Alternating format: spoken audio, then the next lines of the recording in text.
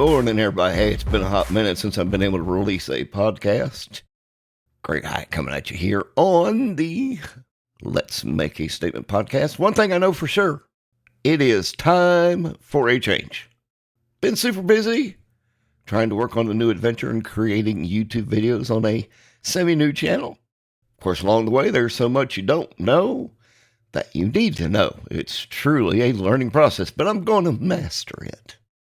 So let's go ahead and focus on today's topic, and that is, it's time for a change. And it begins with us. You know, with everything that's going on right here in the good old US of A, there's a lot of talk about of things that we need to change. I certainly agree with that. However, I think what people should truly be focusing on is beginning with a change in ourselves. Wait, what's that I hear? Could it possibly be crickets? People have a tendency to want to blame everything that's wrong in their life on government officials.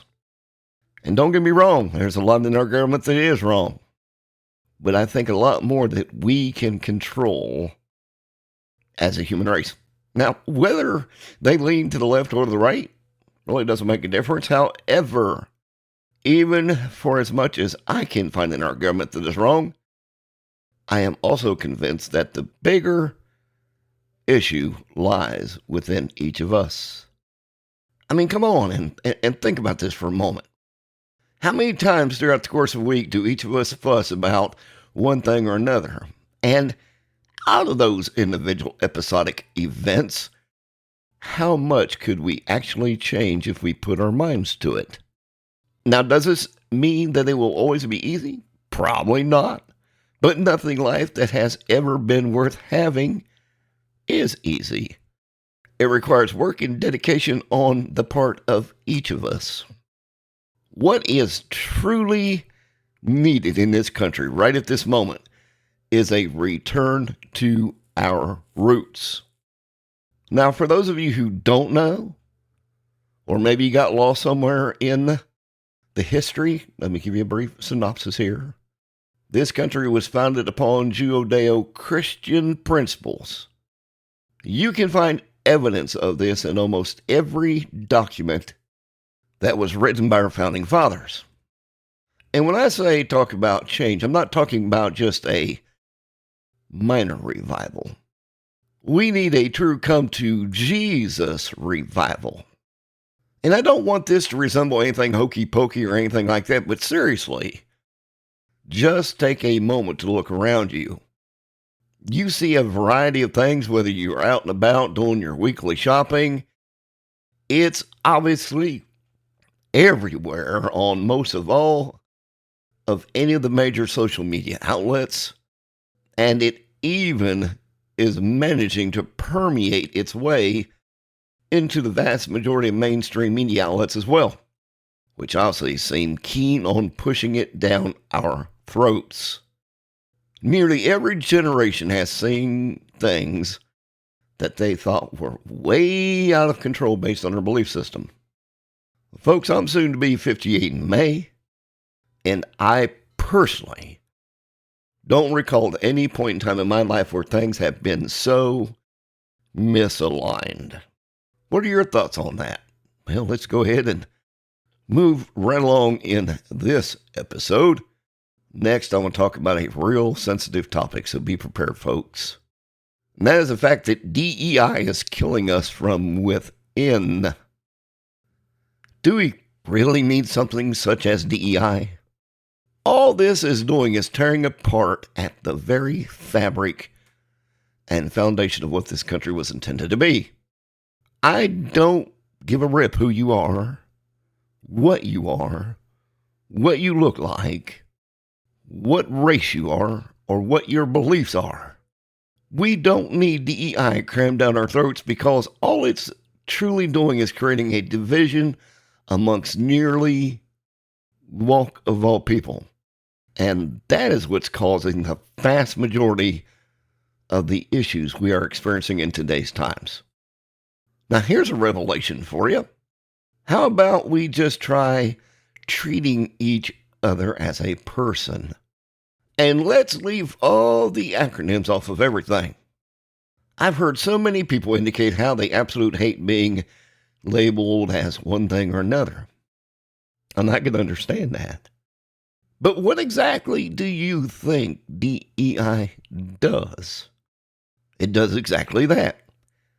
It forces people to put people into certain categories. Do we really need categories for the human race? What happened to just being a human being? If you can't look at another person of color or race without coming to a preconceived idea or notions about what that person may be about, then you are the problem. I said what I said.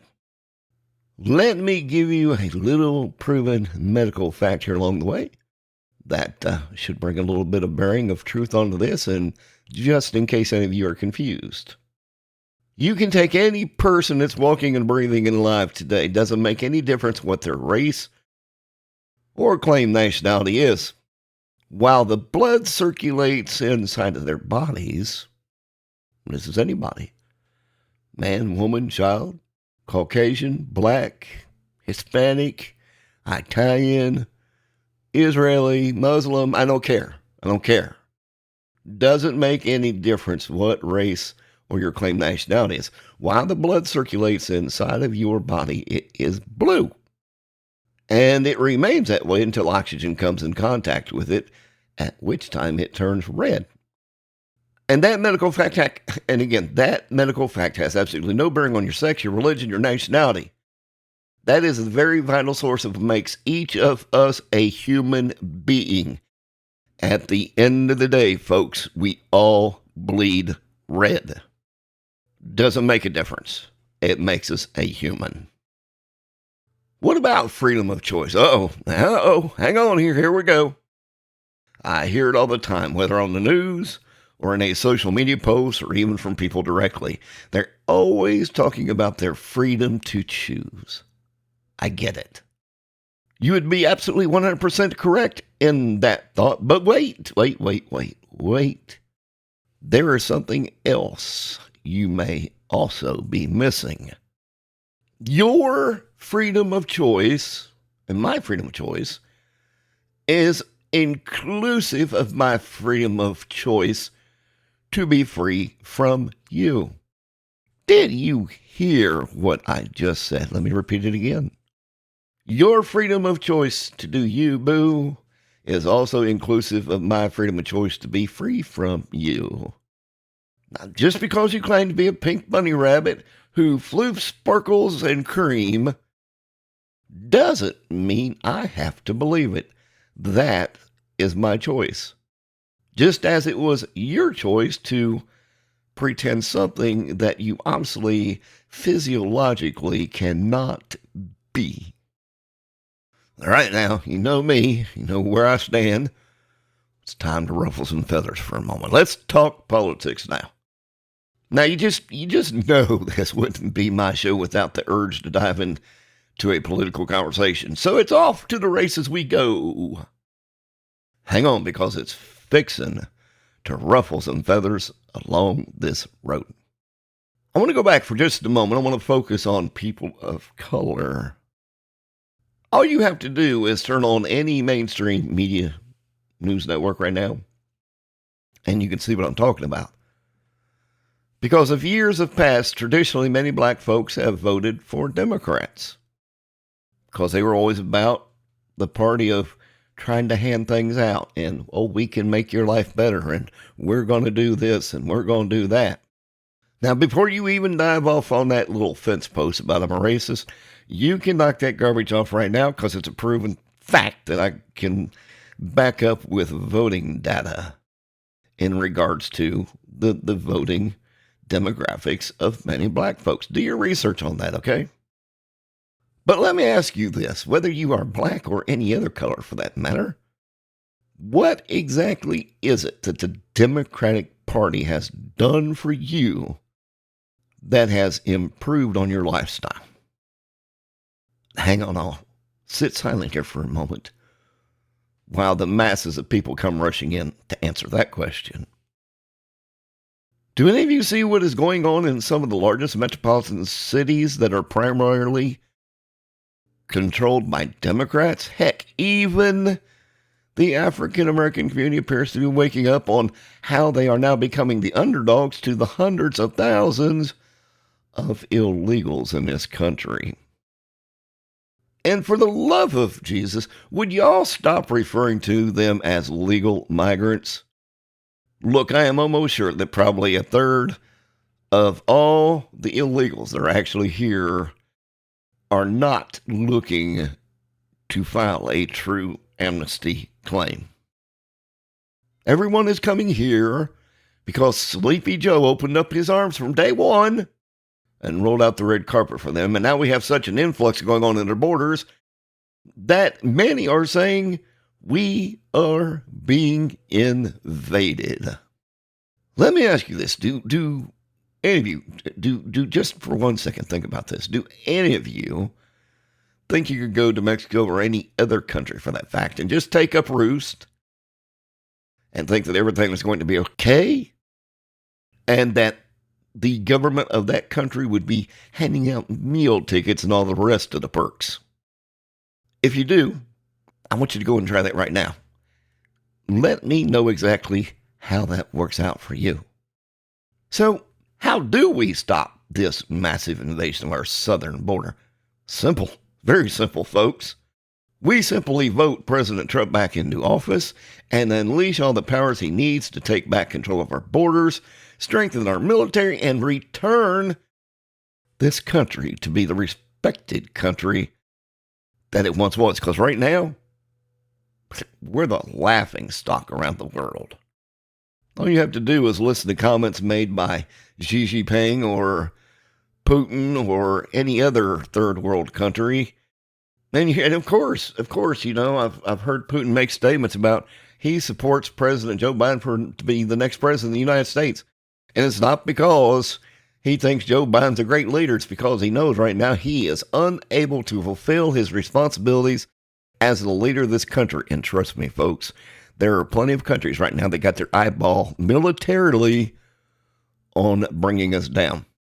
And since we're talking about military, things going on around the world, I'm sure a lot of you were affected by the event that took place courtesy of AT&T cellular data, where most of us didn't have phone service, text, or anything like that. And now and I'm an AT&T customer, and I just got an email here a couple of days ago about, we truly appreciate it and apologize for the software glitch, and to show our appreciation for you being a loyal AT&T customer, we want to give you a $5 credit towards your next bill. Really, AT&T? Was it really a software glitch as you claimed? And a $5 credit, look, neither here nor there on my bill. My bill's atrocious, okay? About $397 a month. But here's my point. What about to people who make their living based on having access to cellular data text message? What about all these folks who do things like Uber Eats or ride sharing or anything that requires them to have cellular connection and the ability to text to perform their job duties and to provide a service to another human being? Or let's say this, I can't even fathom this. What if you use one of these electronic boarding passes? You had the ticket on your phone, you get to the gate on that day, and guess what? You can't even bring it up to display because you don't have access to cellular data. I can't even fathom how many people had to reschedule flights, miss I'd have lost my mind, okay? But let me ask you this. For anyone who experienced the cellular data outage last week, and it wasn't just AT&T, you got Verizon too, how many of you really think that was a software glitch as they are reporting? I find it's almost laughable in that I just know, okay? Do some research, all right? Do some research of what a Trojan horse is or a computer virus and how that infiltrates. In the beginning, they even tried to blame this on solar flares, and there were massive solar flares that took part that day. But here's the thing, and even after going back and investigating that side of it, America was the only one who was affected by this major outage. And of course, it also affected a company that does the filling of prescriptions for millions of people. Now, if this had been a software glitch, as AT&T suggested, or even a solar flare, the mapping of the outage would have been by far global. Okay, it would have been global. And I don't care what mainstream media is pushing out there, or even what the emails from AT&T saying. Again, if you've ever worked inside of network security and know what a hacker virus attack looks like, then you now know the truth. Now, I'm not going to sit here and rant and rage and go on about that, because it would take away more time than I even have to dig into it. However, for those in doubt, just wait until the next big event that will take this country by surprise. All right, trucking right along here. What is up with the huge fines that were assessed against President Donald Trump in New York City? Let me ask you this. Why would a man need to pay those fines when every bank that was named as a defendant in the case testified that Donald Trump paid each of them back on time and with the interest applied to each of them of those loans, and that all of them would love to do business again with the Trump organization? And to make matters even worse, in order for Donald Trump to even be able to appeal this case, they were going to force him to pay half of the fines. Now, that right there by itself sounds like some hocus pocus going on right there. Can we say a political hack job at best? I mean, come on. I'm getting back to it here.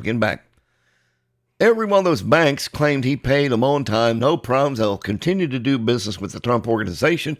Where is the problem? It's common for people within the real estate industry and banking industry to value the properties a little bit higher in order to secure the look. That's nothing that has been done for years gone by. Look at anybody that does real estate investing and secures loans to help along with it. Okay, let's go ahead and move along here. Personally, I think the whole case should be thrown out and both the judge and the DA be tossed. Of course, we know that probably won't happen. And even that goofy case where the woman claimed that Donald Trump raped her, come on. She couldn't even remember when it supposedly happened. No, I'm sorry, but I know plenty of women who have been raped in their life in the past and can tell me in great graphic detail to both the location and the time of that event. Oh, and don't come out there, come on now, don't you even come out there with, oh, but she was so traumatically affected that it impairs her ability to recall it. That is complete and utter bunk. Well, I was going to give my next topic headline, but decided not to, as I don't want to dig deeper into it than just the cover. If you've been watching, again, another one of these favorite mainstream media, but it really sounds like Big Fanny and Georgia is fixing to get a big spanking from the feds. There's another illustration of a complete political circus that's only aim is to fruitlessly keep up their effort to attempt to keep President Trump off of the ticket. And what's so sad is with all this political witchery that's taking place against him, all that's really happening is the leftists, if you will, and the Dems, are emboldening him and his support along the path. And I am one of those people supporting President Trump. Can you not see how popular President Trump is right now? I mean, seriously, let's look at the shellacking that Nikki Haley just took down in South Carolina, which is her home state. I think that in and of itself speaks volumes. Now, here's the part that really throws me off, is the fact that that goofy woman thinks she wants to continue in the race. And all she is doing is trying to create a divide. She isn't doing the RNC any good. It's time for her to sit down and drop out. Because these shellackings are only going to continue to get more embarrassing for her and her non-existent campaign.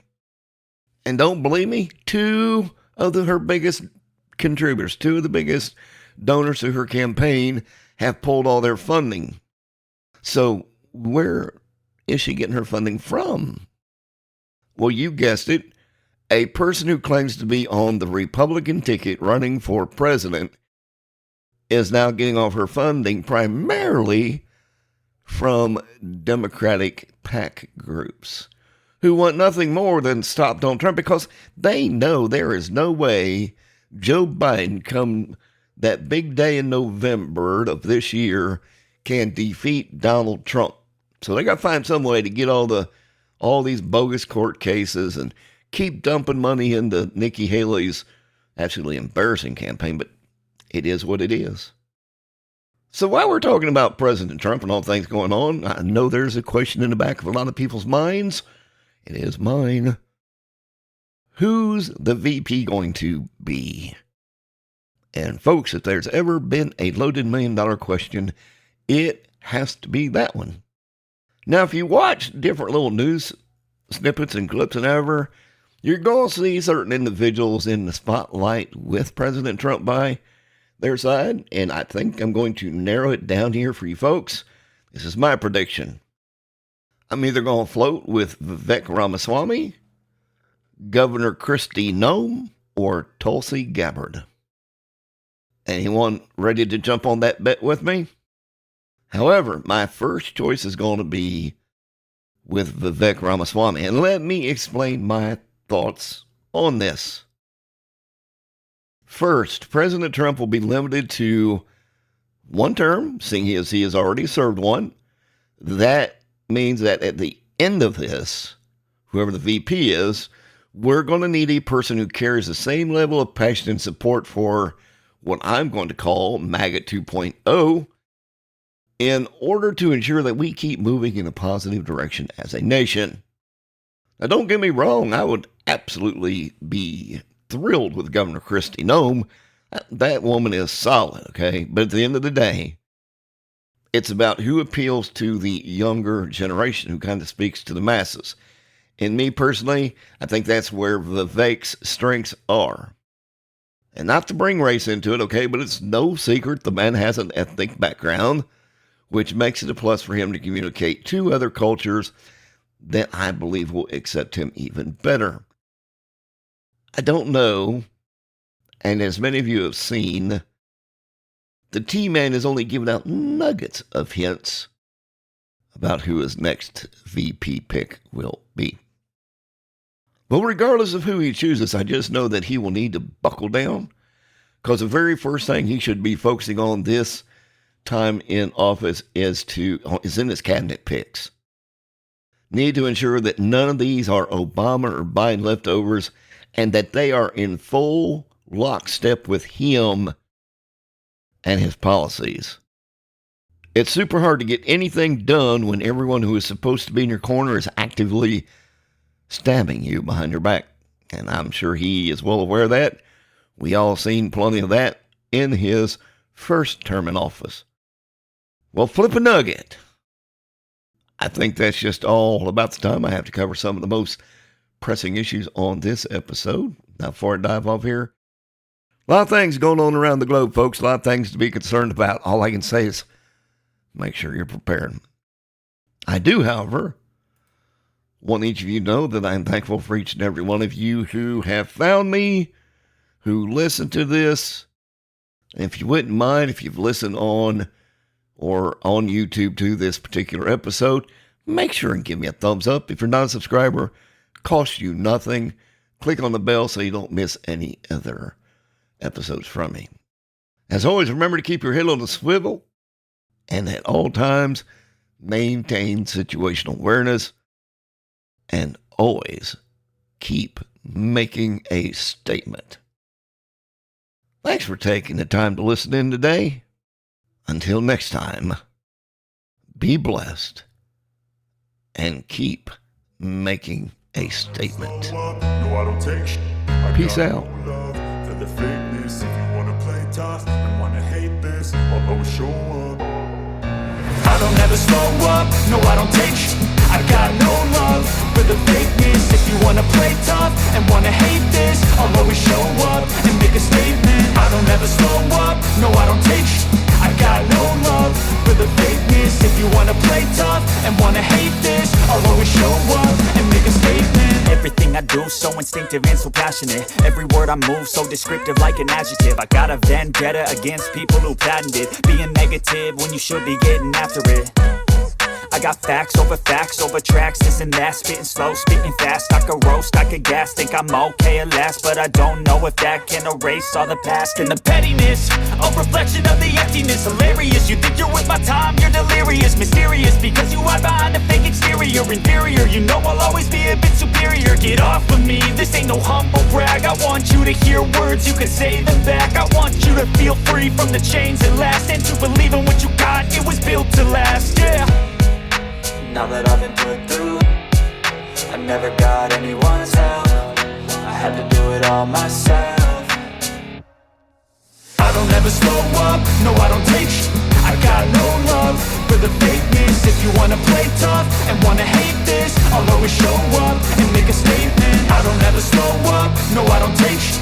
I got no love for the fakeness. If you wanna play tough and wanna hate this, I'll always show up and make a statement. Gonna learn the consequence of being incompetent. Mental health is confidence, dreams and some honestness. I'm not here to save the day, that's for you to take away. I could play a million mind games, but instead I say something not illogical, something that is topical. Rub it on and watch it go, make yourself unstoppable. Dreams are irresponsible, but they're always possible. If you just believe, you could be so remarkable. Thoughts in my head, a collage and they spread. I'll be great one day, going off of my meds. No, I'm not giving up, no, I'm not giving in. I will make it to the top, taking off in the wind. I gotta make it, I'm saving every day to taste it. I'm patient, but my mind, it can hardly take it. I'm chasing a dream that I've had for several ages. A vacant, modern kingdom for the taking. Now that I've been put through, I never got anyone's help. I had to do it all myself. I don't ever slow up, no I don't take shit. I got no love for the fakeness. If you wanna play tough and wanna hate this, I'll always show up and make a statement. I don't ever slow up, no I don't take shit.